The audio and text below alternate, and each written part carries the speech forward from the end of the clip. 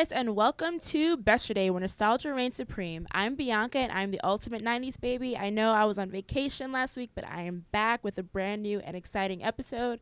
But before we get started, I want to introduce this week's co-host. This is the first time she has been on the podcast, so I'm very excited for her to be here, and her name is... Hey guys, I'm Amissa. I'm the content manager here at Fuse, and yeah, we'll be talking about Ashanti and some nostalgic things today. Yeah, I'm so excited. But before we get into it, I just want to remind you that Besterday is a podcast where we reminisce on the songs that had your heart, the movies that made you laugh, and everything pop culture from the 80s to the early aughts. So think Game Boy Color, Super Soakers, those not Etch-a-Sketch, Mr. Sketch markers. Those markers, yeah, yes. that you just sniff all the damn time. Licorice is my favorite because I'm a weirdo. Cause I don't like licorice candy, but I love the licorice scent. Yeah. So yeah, that marker I used to stick up my nose all the time in 4th grade. Yeah. And Warheads. I love Warheads too. So guys, make sure to hashtag Besterday on Twitter and Instagram or wherever your heart desires. Also send us suggestions and rate us on iTunes, which is very important to keep us going. And also follow myself, Bianca and Rogue, on Twitter if you're not. And what's your Twitter handle? Yeah, you can follow me at Never Miss a Beat. It is NEVRMISSABEAT. There you go. All right, guys. So we're going to kick it off with This Week in History, where we break down everything that happened this week of pop culture. So first up, which is really cool, on April 2nd, 1973, the first portable cell phone call was placed right here in New York City. Right in the Big Apple. Oh, yeah. Next up, April 2nd, 2002, Tweet's debut album Hummingbird was released, which is the same day as Ashanti's debut album. Tweet's album, of course, included Oops, Oh My, that naughty, naughty song, and Call Me, which is, I realized that Call Me, she's saying, call me when your girlfriend's not around. Yeah, see, these are things, we didn't get. Yeah, it's low-key trifling, but, do you, boo? Listening to the album now, I am not you're judging. Wow, okay. And next up on April 3rd, 2010, Apple released the iPad. Okay, I don't have an iPad, but I feel like it's not necessary. If you have the iPhone, right? You have the if you have the MacBook Air, right? You don't need an iPad. You're good. Calm down. But and you're calm down, relax. You don't need all these products, the Apple Watch. Right. No. So next up on April 4th, 1968, Martin Luther King Jr. was assassinated. April 4th, 2008, which was when was it? On Wednesday? Yeah, 2 days ago. Yeah. 2 days. I don't know what today is. No, Tuesday. Sorry. Yeah, it was on Tuesday. Beyonce and Jay-Z got married in New York City in a penthouse. So they celebrated their 9th anniversary this week. Yeah, and shared a beautiful video with us. So cute. Yeah, guys, on FuseTV, we put up the Die With You video. So you could check that out if you haven't yet. And on April 5th, 1973, Pharrell's birthday, and he turned 44 this year. Not really. Or so he claims. Because I don't see one wrinkle on that man. No, he's just drinking the fountain of youth, I need your secrets, Pharrell. If you're listening to this, let me know your skincare routine. I just need to know everything. And also on April 5th, April 5th was a big day in history. 1987, Married with Children premiered on Fox, and they're celebrating their 30th anniversary this year. Crazy. Which is wild. Yeah. Love that show. April 5th, 1994, Kurt Cobain died. April 5th, 2012, Scandal premiered, which was when it was actually good. Because right now, I don't know what they're doing. I've never watched the show, but I heard, it just fell off. Yeah, it fell off so bad. How to Get Away with Murder is just, killing the game right Consistent, now. yeah. And Scandal. I know. Good old days. And lastly, April 6th, 2012, Seal and Heidi Klum divorced. And broke my heart. I know. No one saw it coming. No. It was just, such a sad announcement. Yeah. But yeah, guys, so we're going to move on into the nostalgic news segment. Yeah, guys, hashtag Besterday. Let me know if you like this title for this news segment. But I feel like it fits because I'm talking about relevant news and it's nostalgic. So I think it works. Yeah, sounds good to me. All right, so the first thing we're going to talk about, which I am personally excited about, is that Michael Keaton is reportedly in talks to be the villain in the live-action Dumbo movie. So what makes this cool is that Tim Burton is directing it, and Michael Keaton and Tim Burton have a long-term relationship in Hollywood, and this will mark, if it's true, this will mark their first time that they've, worked together since 1992's Batman Returns. So it'll be like a 25-year reunion. Wow. So I'm so excited. Yeah. And they also worked together on Beetlejuice and Batman, which are some of my favorite movies. So I really hope that this works out because one, I love Dumbo. I think Tim Burton's a great director, and Michael Keaton is like an iconic actor. So Right. And Beetlejuice and Batman were classics. yeah, like, so till this day. oh for So, sure. yeah. So like I'm really hoping that it happens. All right, guys. So next up is dun dun dun. Beyonce. She's not confirmed to be the voice of Nala in the live action Lion King. You know, another live action movie. You know, I talk about this every week. You guys should be used to this by now. But Jean Favreau, the director of the upcoming remake, he is looking at Beyonce because I feel like everyone thinks she could be the role of Nala because she's she's very regal and she's a mother. So I feel like she'll be the perfect fit for that. No, she definitely would. And she played Queen Tara, I believe, Yeah. in Epic. So, yeah, this would be great. Oh, for sure. Yeah. So yeah, keep my fingers crossed that Beyonce joins the role. I think Donald Glover is also confirmed to be in the movie too. So it's like all new, like fresh faces. Right. So next up, in another revival news, this one is really dope. Invader Zim is coming back to Nickelodeon after how many years is that? 16 years, which is crazy. I can't believe it premiered 16 years ago. 16 years ago, I was 9. I was 9 years old. Oh, God. I think I was, 11? Yeah. Oh, my God. 11. Just saying these years out loud, I just feel like... Where did the time go? Like, Seriously. I feel so old. And I still feel like it was yesterday watching this. Man. Yeah, the show, guys, if you don't know, it is about this, like, super, like... well, he's kind of cute, but he's kind of evil. Kind of out there. Yeah, like he's a space invader and he tries to take over. Well, he doesn't try to take over Earth. He wants to destroy Earth. Right. With his sidekick Gur. So now they're going to bring back the show, which first premiered in 2001 for only 2 seasons, and they're going to make it into a long movie. And this comes after like really cool revivals, like the Hey Arnold movie is coming out this year, and then they're also working on a Rocko's Modern Life movie. So Nickelodeon is just kicking ass when it comes to all these revivals. Like Cartoon Network needs to pick it up. But I feel like Cartoon Network, they have their originals, so they're doing okay. I mean, I want them to like bring back something. Like I'm trying to think what would be a good. Well, like they brought back Powerpuff Girls, Yeah, true, right? They brought back Girls. what's that show? Oh my God, it's like kind of anime. Samurai Jack. Yes, oh yeah, they brought that back. You're right. Yeah, so they're doing a little something. Yeah, but I they just have feel like some shows. Nickelodeon is just like has the one up on them. Nickelodeon's really on top of it. Yeah, because like bringing back Invader Zim, like who would have thought to do that? But like, yeah, I'm so here for it. But yeah, there's no set release date, so guys, I'll let you know when they plan to drop that. And next up, TLC, finally, they have finally secured a release date for their final album. So you can look out for it on June 30th. But the catch is that they don't have a title yet. So, I mean, if you want to help them out, I feel like if you gave them money, you should just like help out with the whole project. Yeah, like, just do tweet them. Yeah. Slide in their DMs. Like, here, girl. Like, yeah, like here's some tips. You need some assistance right now. But yeah. I mean, are you excited about this album? I mean, I feel like, of course, they're an iconic girl group, but it's just like, at this point, after the whole Kickstarter nonsense and the drama, like, I mean, personally, I'm not really excited about it because, like, 3D wasn't a great album. Right. So, I mean, I don't know what they plan to do with this one. I am excited about it. I just hope it give us a single. You know, like let's get a taste. Give us, some visual, something. Yeah. But we waited this long, and I feel like they took their time. Hopefully, it wasn't rushed. So yeah, as a TLC fan, I'm excited.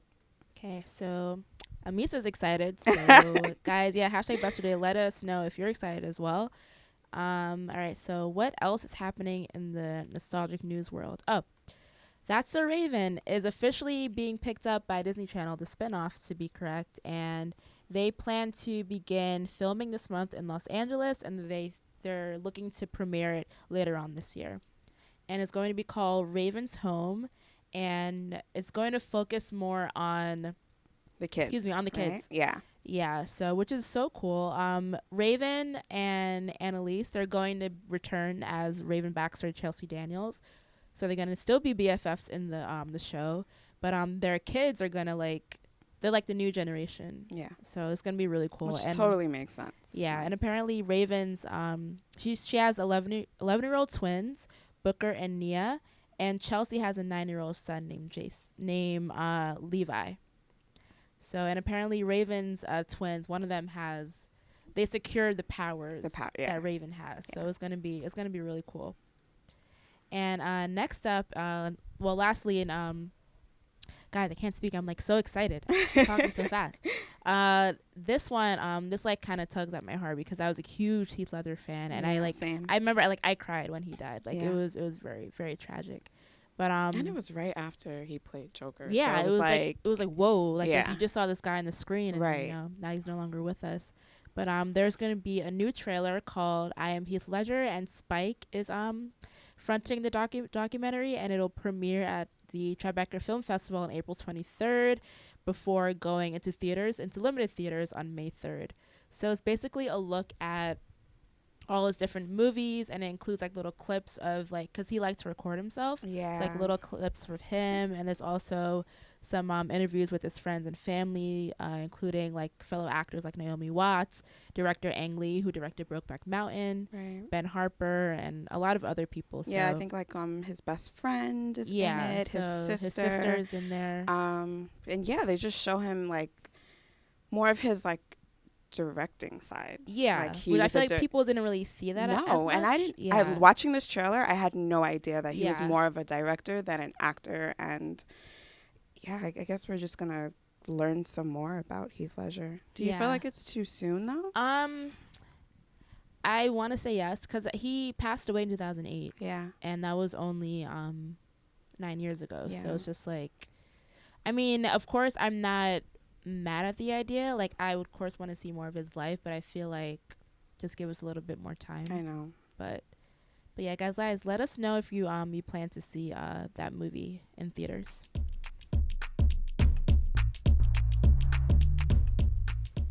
All right, guys, we're back with the major anniversary of the week, and I'm so excited about this because we're talking about none other than Ashanti. Like I'm not gonna say the princess because she's not the princess now. No, but that was shade. But she was a princess of hip hop and R&B. Well, no, she's a grown woman now. Like but she's not the queen. No, she's not a queen. So she doesn't have the title anymore. Right. But yeah.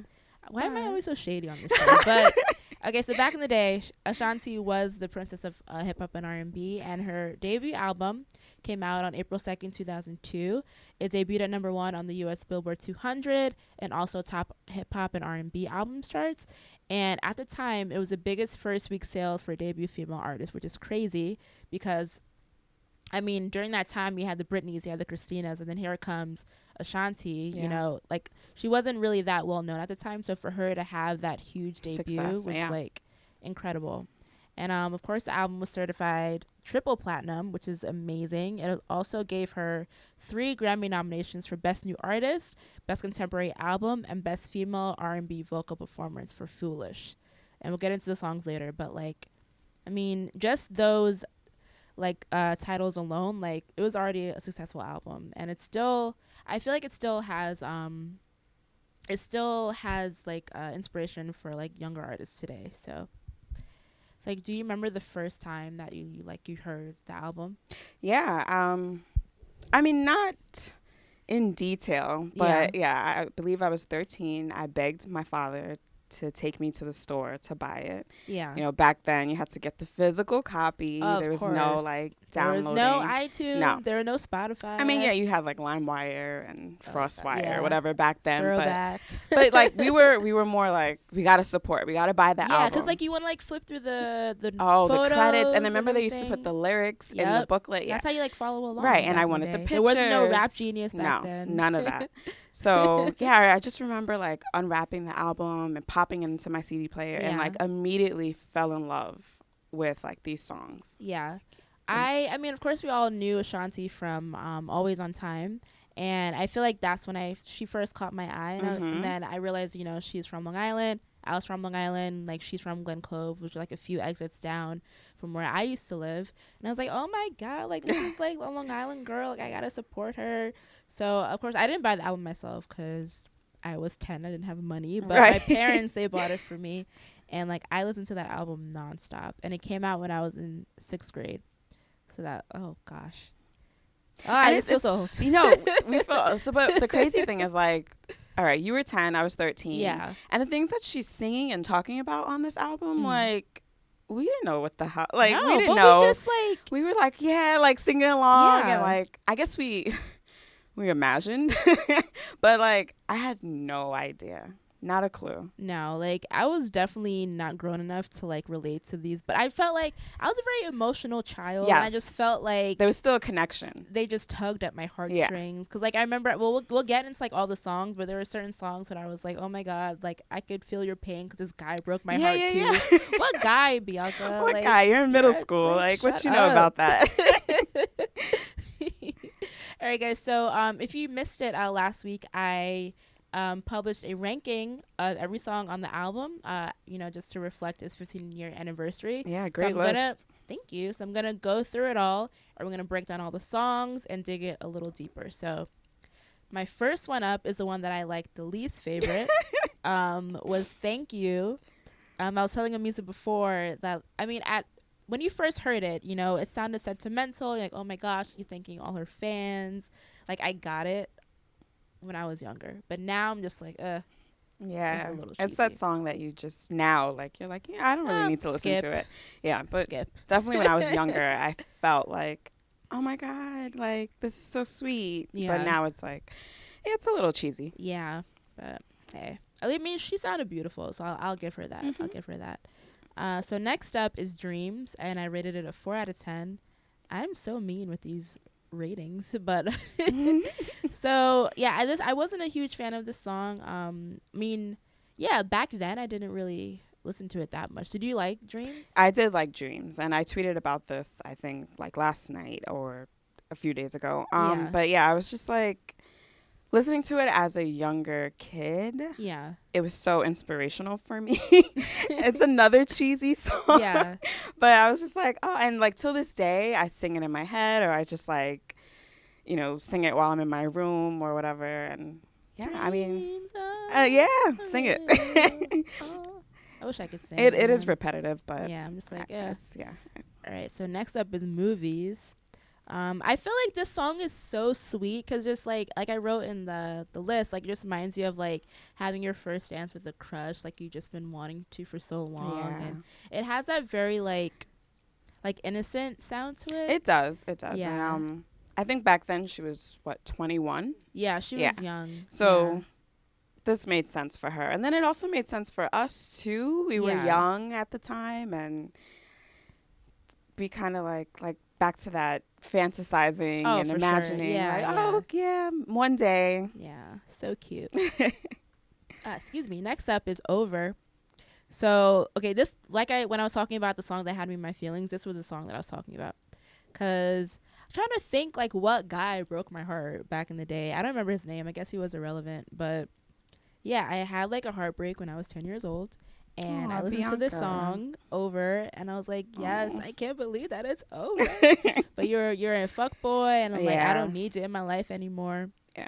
And I remember like listening to we didn't have like iPods, but I listened to it on my Walkman. Yes. Another throwback. Yeah. Yeah, I had the Sony Walkman. It was so basic. It wasn't even colorful. It was like a basic ass gray. Oh, Sony the gray Walkman. And the black one. It was so ugly, but like. But whatever. It did the trick. You were like, job, whatever. And I was like listening to it in my bedroom, like just like so sad. I was like, I feel you. At 10 years old. Yeah, I tell you, I was just way too emotional for my age. Like, it's so embarrassing. But hey, I love the song. So that was one of my favorites. Oh no, Over is a good song. Yeah, I like it. And if you listen to the album like in order, like it all makes sense from like how it started to like, look, I'm done. I'm through.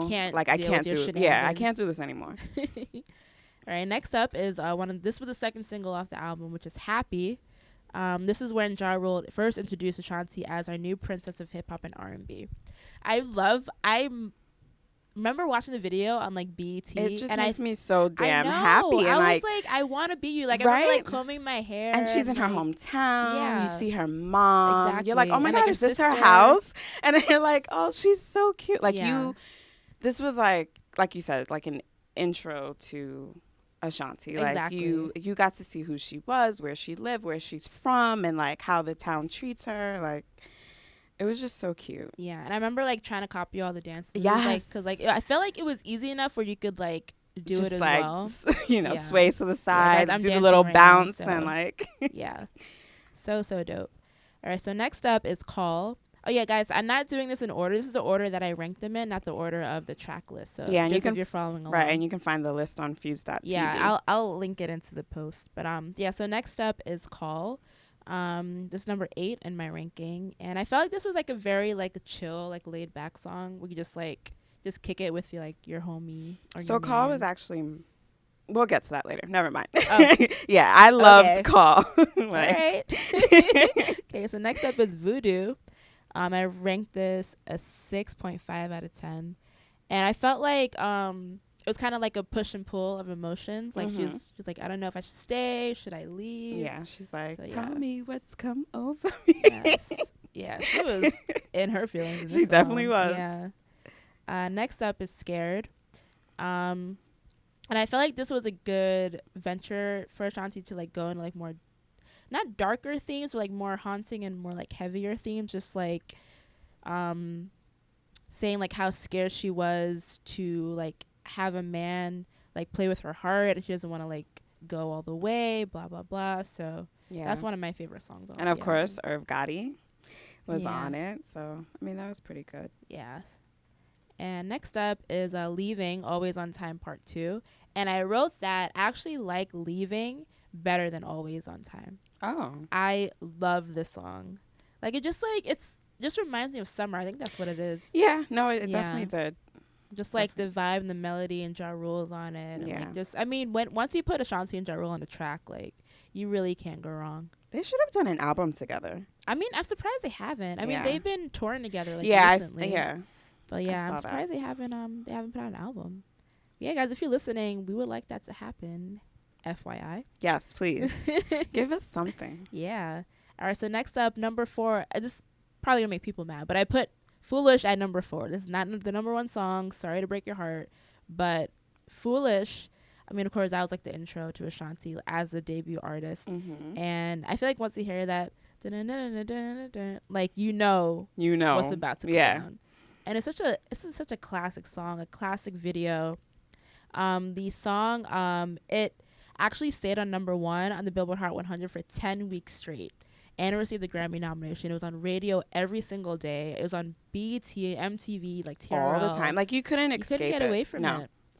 And like it's the thing that I think that is most recognizable is that the songwriting is so simple, not in a bad way. Like it's the way that Ashanti's a great songwriter, and the way that she wrote the song is like people could just like instantly know it. Yeah, and they could relate to it too. Exactly. And I love the sample of the Mark DeBard Stay With Me. I thought that was really dope. All right, next up is On Foolish. I put that at number 3.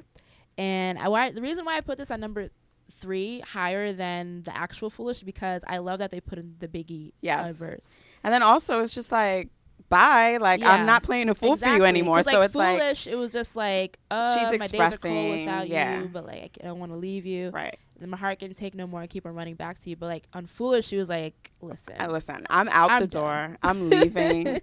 I'm not here anymore. Exactly. So it was a good like flip. Like it was the same song, but you know, just a different side to the story, which was dope. And then the Biggie feature just like set it off. Some say that X make the sex spectacular. Let me the hey. Yes, love that verse. Even though I shouldn't be singing it when I was younger, but hey.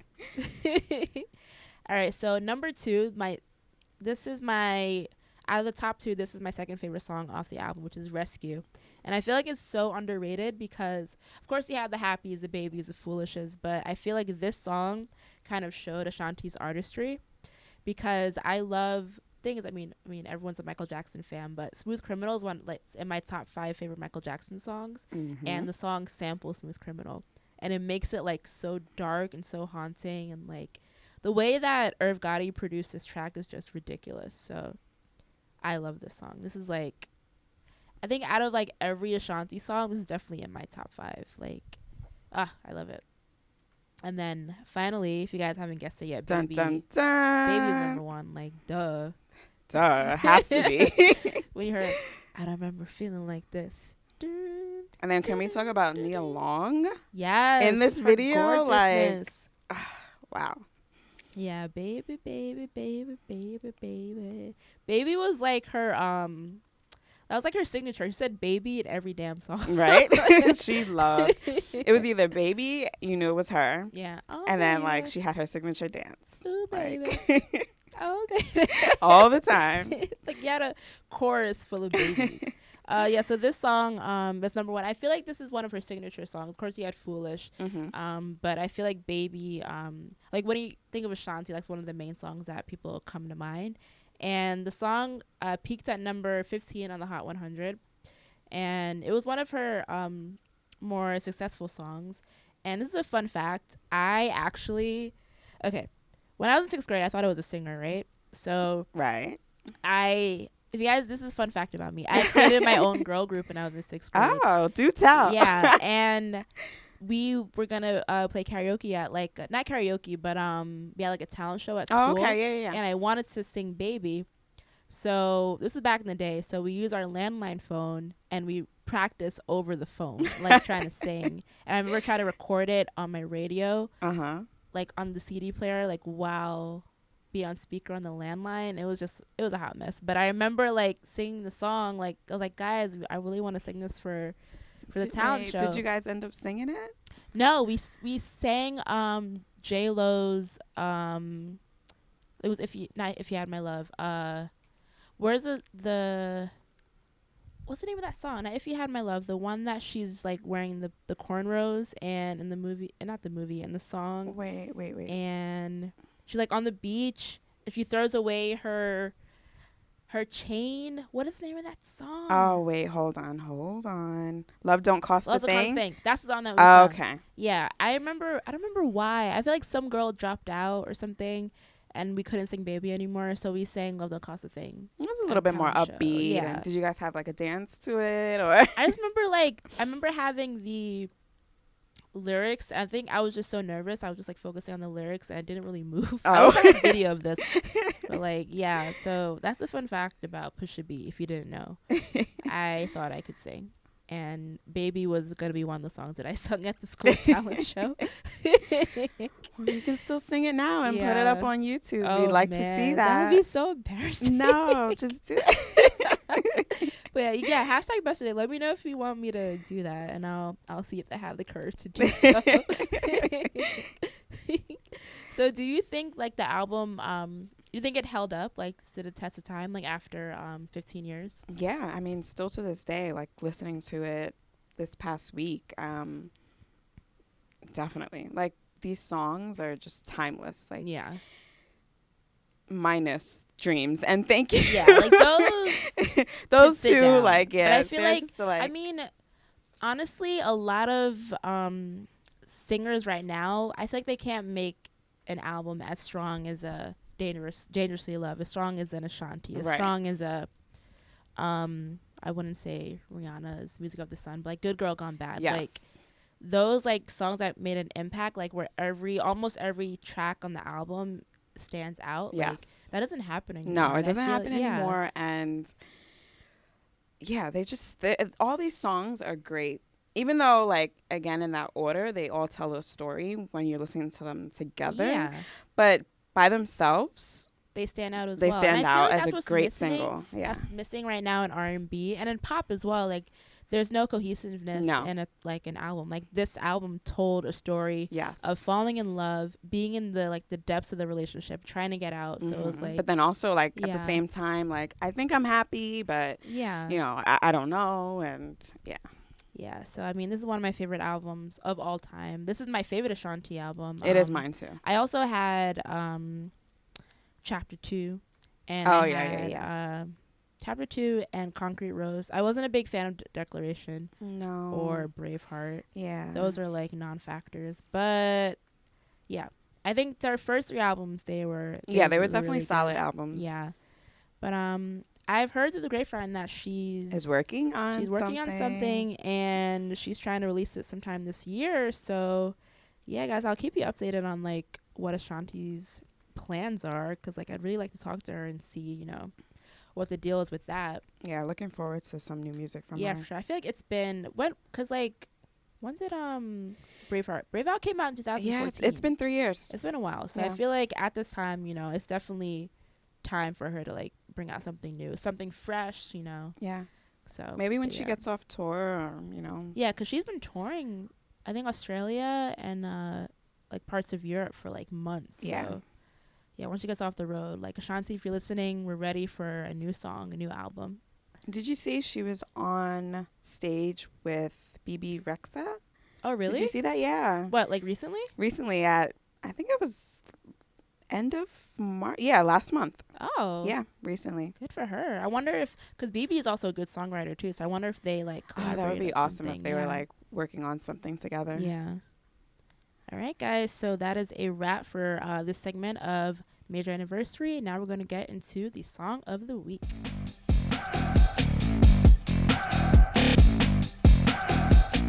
All right, guys. We are back with the Song of the Week segment where both co-hosts surprise each other with one throwback song. And I always let my co-host go first. Oh, God. Here we go. Do you have a song in mind? I think randomly I was listening to Music Soul Child's Just Friends. Oh my God, I haven't heard that song in forever. Yeah, it's one of those songs that like I don't know why I started listening to it. Yeah. But I just went back to his album and I was like, yeah. Oh, remember this when it came out? So don't you ever realize that Music Soul Child always sings about like being in the friend zone?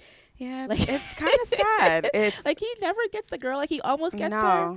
But she puts him back in the zone. He never climb out. Like I feel bad for him sometimes. I do too. But hey, he makes great music. Yeah, it makes good music. It's like, but yeah, I've been listening to that, which also came out in 2000. So it's around the same time. Okay. My song of the week actually came out in 2000 as well, and it's going with the theme of Murder Inc. and you know the whole like Ja Rule family, and it is Ja Rule. Put It On Me.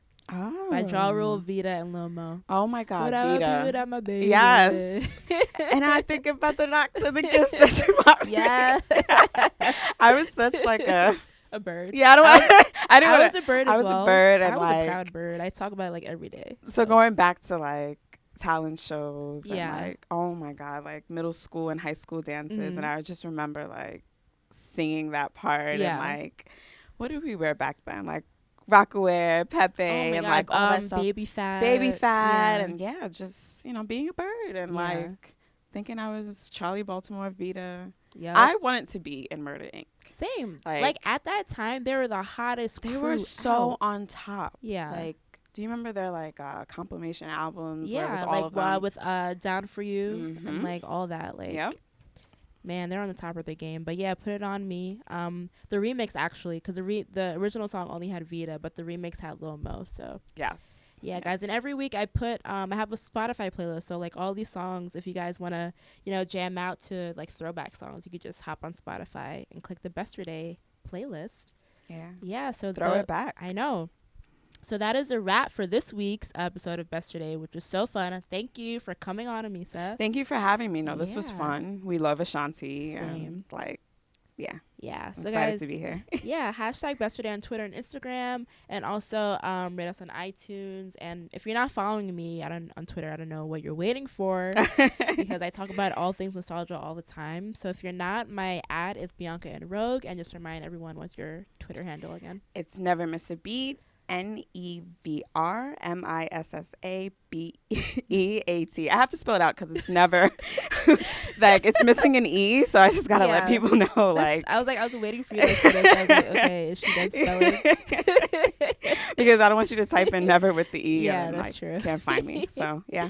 All right, follow guys. me. So follow us on Twitter, and I'm always open like to hearing suggestions. If you guys want me to do another appreciation episode, if there's an anniversary coming up you want me to talk about, definitely let me know on Twitter, and I will keep it updated. So that is wrap. I will see you guys next week. Bye. Bye.